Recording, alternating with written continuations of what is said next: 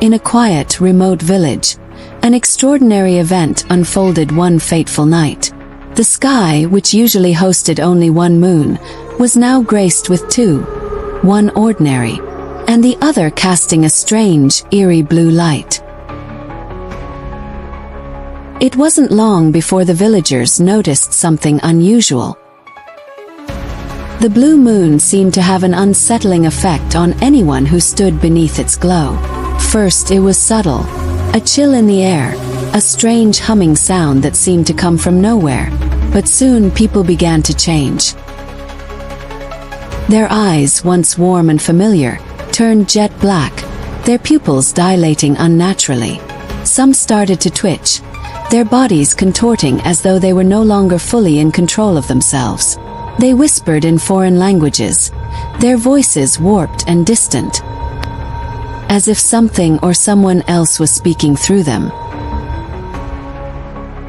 The village elders, who had heard tales of the blue moon from ancient folklore, knew this was no ordinary celestial phenomenon. They feared it was the arrival of an alien virus, one that had traveled light years to reach Earth. This virus didn't just infect the body, it transformed the soul, turning each person into a reflection of a being not from this world. The virus, it seemed, was intent on taking over the humans, using their bodies as vessels to walk among the living. As the hours passed, the transformation spread. The villagers, once friendly and kind-hearted, became alien in nature. Some began to mimic creatures from other worlds. Others found themselves able to communicate with strange symbols and signals. What was most terrifying was how quickly it happened. One by one, those who had stood under the shadow of the blue moon were no longer themselves. They were something else.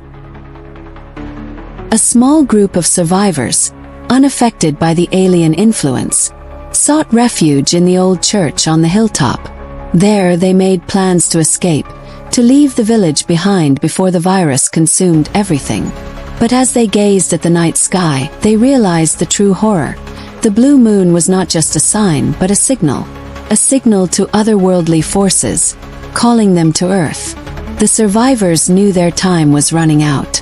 They could only hope the moon would set before the invasion began. But deep down they understood this was just the beginning.